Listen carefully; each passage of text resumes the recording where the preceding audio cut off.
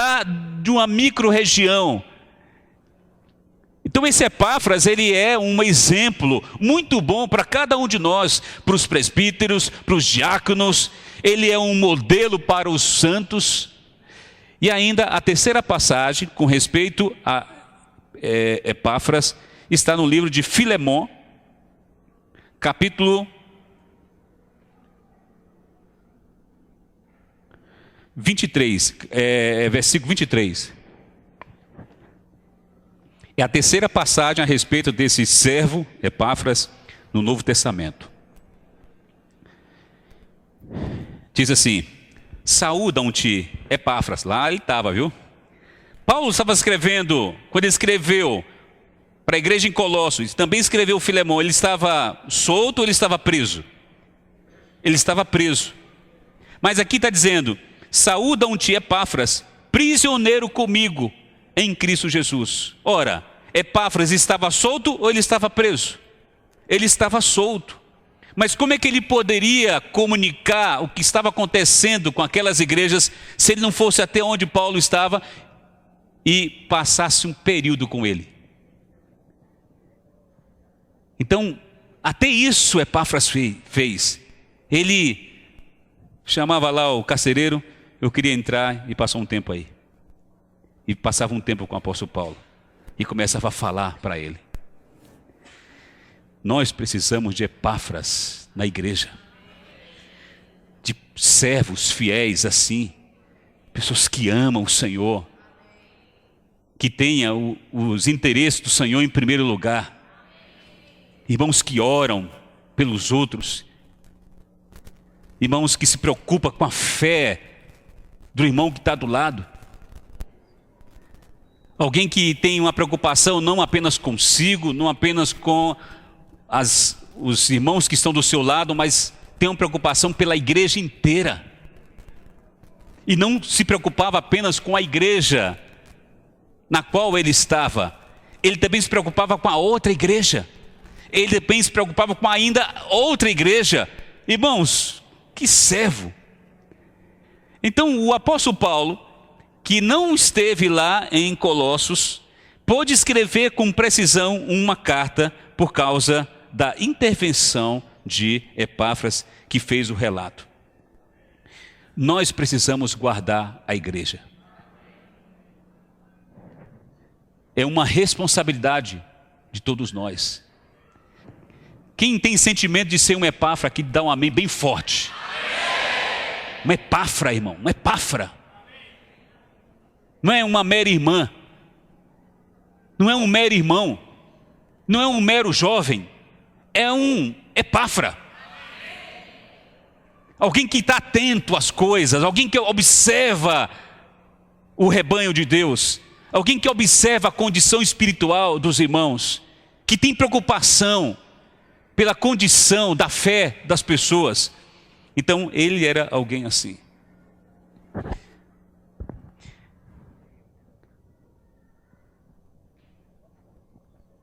Quando Epáfras fez o relato para Paulo a respeito da igreja em Colossos, ele fez esse relato e ele apresentou dois aspectos, duas linhas, dois eventos que estavam acontecendo naquela igreja. Então ele apresentou o aspecto positivo e apresentou um aspecto negativo. Quando você lê esse livro, você vai perceber que ele realmente falou de um aspecto negativo, positivo primeiramente da igreja. Depois ele traz um aspecto negativo, falando das coisas que estavam e podiam acontecer com aquela igreja. O aspecto positivo está aqui no capítulo 1, versículo 3. Diz assim: e quando essa informação chegou no apóstolo Paulo, Paulo reagiu, sabe de que maneira? Escrevendo. Ele escreveu baseado no relato de Epáfras.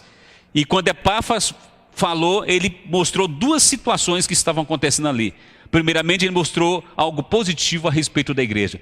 Eu quero falar para os irmãos, aqui que no versículo 3, quando fala: damos sempre graças a Deus, Pai de nosso Senhor Jesus Cristo, quando oramos por vós. Paulo estava dizendo, olha, eu ouvi Epáfras e estou agora escrevendo para vocês, e eu quero dar graças a Deus pela vida de vocês.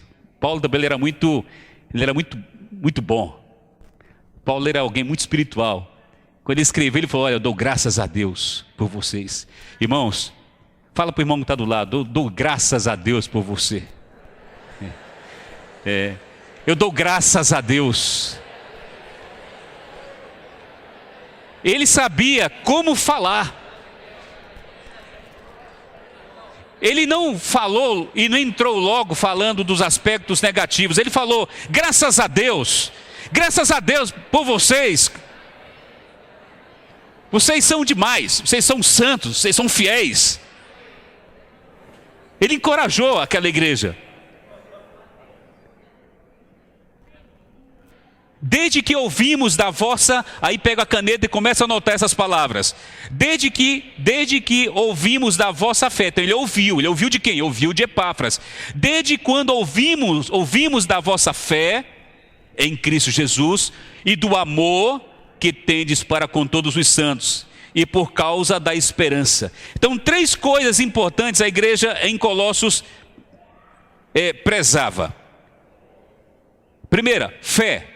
Segundo, amor. Terceiro, esperança. Essas são as 3 coisas importantíssimas que todas as igrejas precisam ter. Nós precisamos ter fé. Nós começamos com fé. Devemos continuar com fé. E devemos terminar com fé. Um dia o Senhor ganhou o nosso coração e seu coração foi convertido a Ele. Ele gerou fé no seu coração. E não somente isso, junto com a fé, irmãos, toda vez que Deus entra no coração de uma pessoa, no espírito de uma pessoa, Ele também desenvolve lá dentro amor. E a igreja em Colossos tinha muito amor. Amor. Amor horizontal, amor entre os irmãos, amor vertical, amor dos santos para com Deus. Toda igreja precisa disso, de amor. Uma igreja que não tem amor, onde os irmãos não se amam, os irmãos não se gostam, é uma igreja, é ruim de estar ali. Então a igreja em Colossos, embora fosse uma pequena igreja, uma pequena comunidade, lá tinha muito amor. Na sua localidade você tem que desenvolver este amor. Os santos se amarem, se gostarem de estar juntos. Quando estamos juntos, nós somos encorajados. Quando estamos juntos, ficamos fortes. Até mesmo quando você é fraco, mas quando você se junta, você fica forte. Sozinho você é fraquinho. Sozinho todos nós somos fraquinhos. Mas junto, amando uns aos outros, irmãos, nós nos tornamos um leão. Não se afaste dos irmãos. Proteja os irmãos. Guarde os irmãos. Desenvolva o amor na sua localidade. Irmãos que não estão sendo assistidos, que não estão sendo cuidados, precisam ser assistidos e cuidados. A igreja em Colossos praticava o amor. E Paulo, quando escreveu, falou: eu dou graças a Deus porque vocês têm fé e porque vocês se amam. E além do mais, vocês têm uma esperança. Como é que pode? Vocês sofrem tantos ataques e ainda tem uma esperança. Irmãos, nós temos uma esperança. Diga, eu tenho uma esperança. A nossa esperança não é que o dólar caia. Nossa esperança não é que o nosso real, que está ficando pequenininho, ele enche um pouquinho. Eu estava perguntando para um irmão que usa dólar, ele falou assim: como é que você faz para orar? Manter o dólar? Porque aqui tem alguém também que está orando para aumentar o real. Como é que faz? Irmãos, toda essa terra, Deus ele administra de acordo com os interesses dele. Ele sabe como administrar. Nós só temos é que louvar o Senhor, honrar o Senhor em todas as circunstâncias.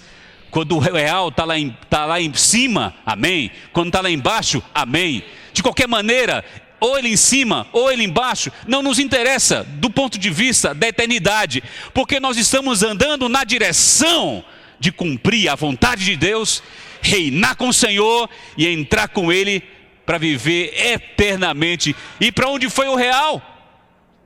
Para onde foi o dólar? Ficou tudo para trás, não tem sentido essas coisas diante da economia de Deus, diante do plano de Deus. Então, eles tinham esperança de que um dia eles seriam glorificados, esperança de que um dia esse Cristo que entrou dentro deles pudesse crescer de tal maneira que ganhasse a alma. Irmãos, tem algo muito importante que nós temos que nos preocupar mais do que tudo, é com o nosso crescimento. Como está a vida de Deus dentro de você? Já saiu do seu espírito, está ganhando a outra parte que é a sua alma? Como é que está? Como é que você está? Como é que está esse crescimento de vida? E essa vida tem que crescer de maneira que ela ganhe tanto volume, que ganhe o nosso corpo e sejamos glorificados. Essa é uma esperança. Então, a igreja em Colossos praticava essas três coisas. Qual a primeira? Fé. Segunda, amor. Terceira, o que nós estamos aguardando? Qual é a nossa esperança? Nossa esperança é a volta do Senhor.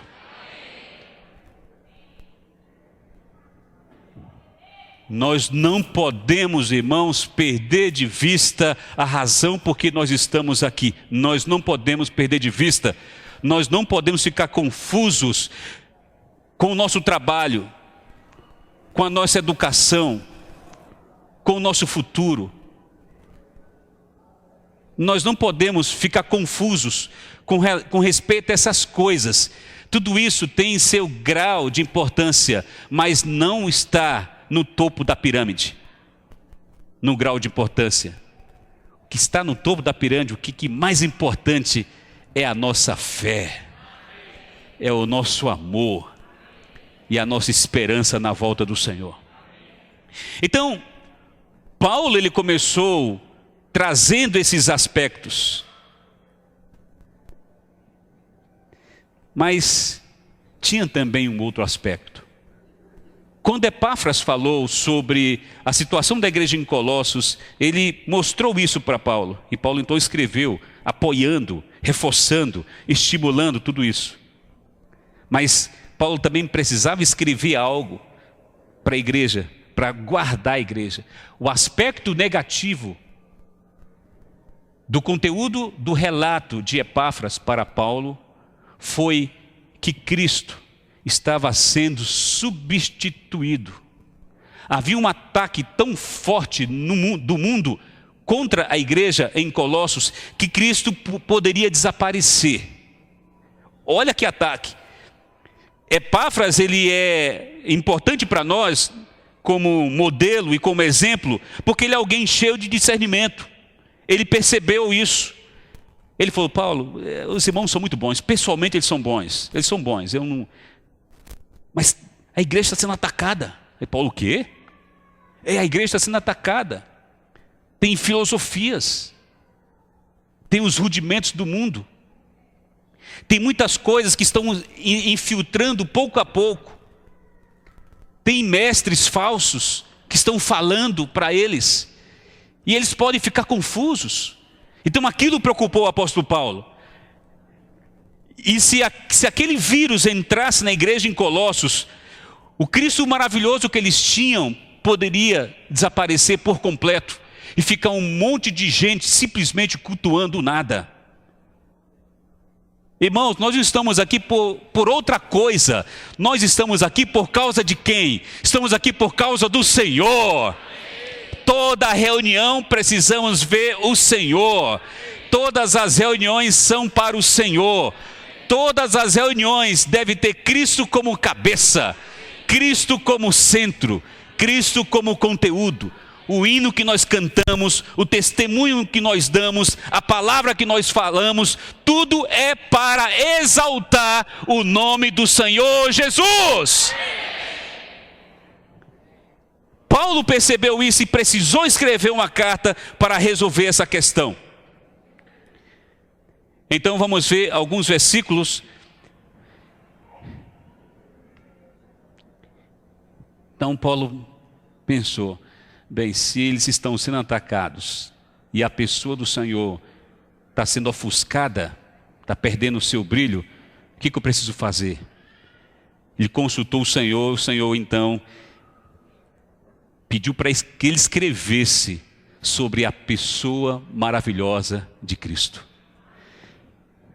O capítulo 1, versículo 13 até o 23, são versículos que falam sobre a excelência de Cristo. Veja bem, irmãos, vamos ficar espertos, os que estão no fundo, os que estão aí, né, não se distraiam. Porque senão Paulo vai ter que escrever uma carta para você.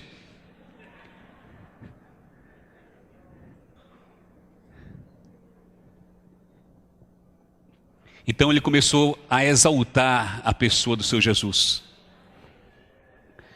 Sabe por que às vezes nós perdemos o rumo de casa, do ponto de vista espiritual? É porque nós não conseguimos ver a beleza do Senhor. Quando você consegue ver quem é o Senhor, você não o troca por nada. Se você conseguir ver a pessoa do Senhor, irmãos, você não falta uma reunião. Você amanhece, abre os olhos, primeira coisa que você faz é louvado seja o Senhor. Durante o seu dia, você está andando na comunhão dessa pessoa, invocando o nome dele, Senhor Jesus. E quando termina o dia, você diz, Senhor, o Senhor me trouxe até aqui, muito obrigado. E por onde você passou dando testemunho a respeito dessa pessoa. Se nós conseguimos ver esse Cristo maravilhoso, irmãos, nossa vida toda muda. Então Paulo precisou falar dessa pessoa. Capítulo 1, versículo 13, ele diz. Outro ponto importante. Vamos ler o versículo 13. Ele nos libertou, ele começou a falar. Ele nos libertou.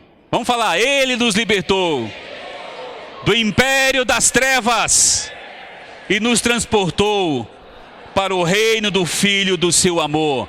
Fala assim, ele nos libertou. Vamos falar, ele nos libertou.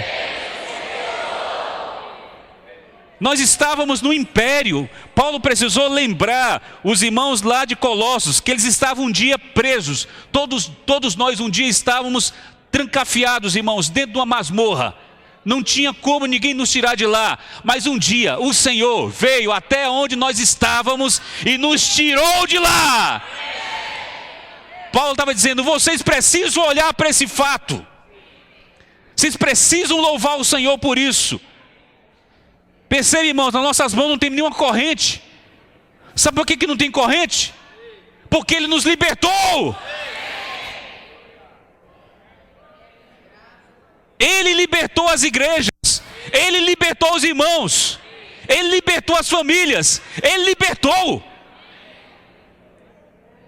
Se você esquece isso, você vai cair nas vãs filosofias desse mundo. Aí ele prossegue, nos libertou e nos transportou, não somente nos libertou, ele também nos colocou dentro de um avião e nos transportou. Nós não estamos mais naquele aeroporto maldito, taxiando, rodando, sem sentido nenhum. O Senhor entrou lá na cabine, vamos subir todos nós. Estejam libertos.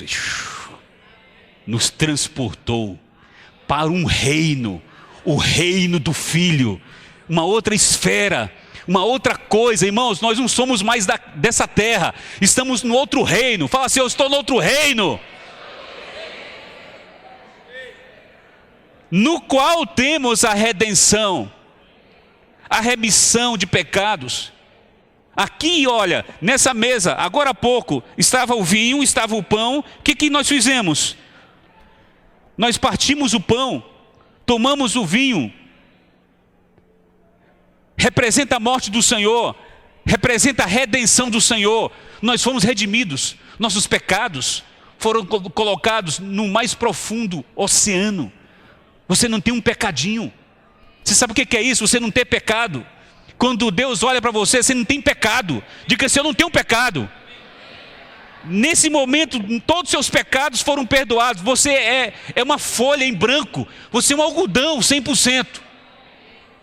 Você é puro. Quem fez isso? Foi o Senhor Jesus, irmãos. Cada reunião do Partir do Pão é o momento em que nós professamos de que o Senhor Jesus é o nosso Redentor, que Ele nos limpou, Ele nos lavou. Então Ele estava falando para aquela comunidade: você vai esquecer isso? Ele é a imagem de Deus. Se Cristo não tivesse vindo até nós, jamais teríamos noção de quem era Deus. Ele é a imagem. Tudo que você sabe a respeito de Deus de forma concreta deve-se ao fato de Cristo ter sido a imagem de Deus. Imagina, onde está Deus? Deus estava lá no terceiro céu. Mas onde estava Deus? Agora estava na pessoa de Jesus. Ele era a imagem. Por isso que quando ele andava, ele simplesmente ganhava as pessoas. Ele dominava as pessoas no sentido de que ele impressionava as pessoas. Imagina, irmãos, isso. Ninguém sabia quem era Deus, mas ele agora é a imagem de Deus. Do Deus invisível.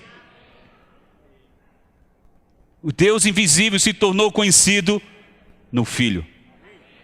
Ele é o primogênito de toda a criação. Sabe o que significa primogênito? Primogênito significa primeiro.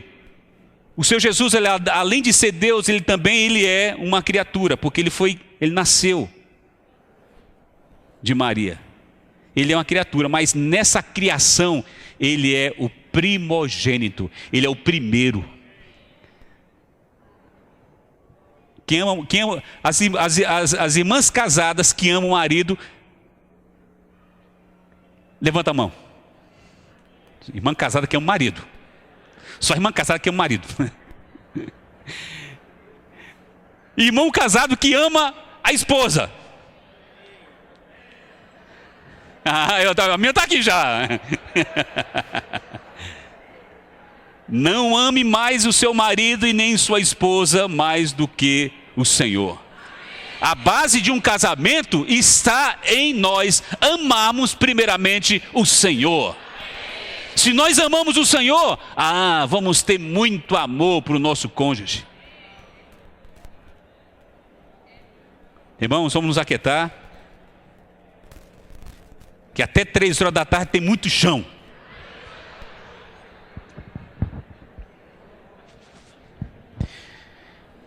Pois nele foram criadas todas as coisas nos céus, sobre a terra, as visíveis, as invisíveis, sejam tronos. Olha aqui o versículo 16. Tudo foi criado por meio dele e para ele. Olha, irmãos, tudo foi criado por meio dele e para ele. Vamos falar, tudo foi criado por meio dele e para ele. Ele é o centro, irmãos. O centro da nossa vida é o Senhor Jesus. Tudo foi criado. Ele é antes de todas as coisas. Nele tudo subsiste. Olha, ele está segurando tudo. Ele está segurando você. Ele pode segurar qualquer situação. Ele segura qualquer barra. Põe ele para segurar. Nós não conseguimos, cansamos. Senhor, segura para mim. Nele tudo subsiste. Tudo que existe foi criado por ele, mantido por ele. Ele mantém tudo, está tudo. Esse Cristo, ele é maravilhoso.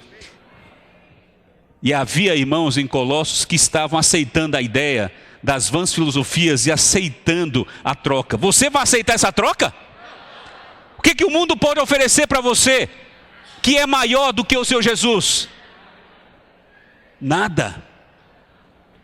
Amém, irmãos? Vou ler o resto do texto. Ele é a cabeça do corpo, da igreja. Quem é a cabeça do corpo? Nós, irmãos responsáveis das igrejas, diáconos, irmãos que cooperam na região, precisamos nos lembrar disso sempre. Que o Senhor, Ele é o cabeça da igreja. Se pode se preocupar, pode ter um coração como o de Epáfras, mas nunca pode esquecer que o cabeça da igreja é Cristo. Ele como cabeça, imagina um corpo sem cabeça. Além de ser um monstro, já pensou se de repente eu tirasse minha cabeça aqui e ficasse só meu corpo? Além de ser um monstro, vai morrer. Por isso precisamos reter a cabeça. As igrejas precisam ter cabeça, e a cabeça é Cristo. O versículo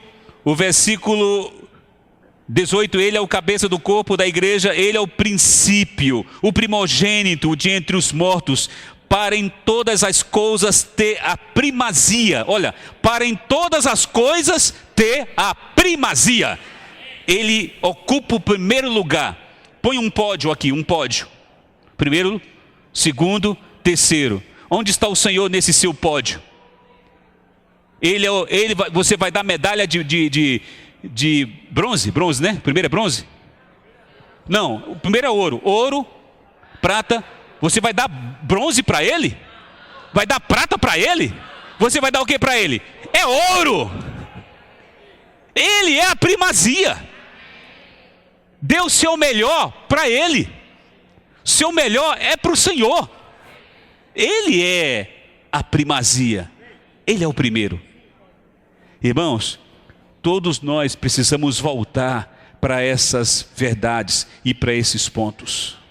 Todos nós precisamos considerar isso. Ler, orar, ler esses versículos. Isso faz uma diferença. Vai mudar a sua vida. O versículo 19. Porque aprove a Deus que nele residisse toda a plenitude. Tudo que é de Deus está nessa pessoa que é Jesus.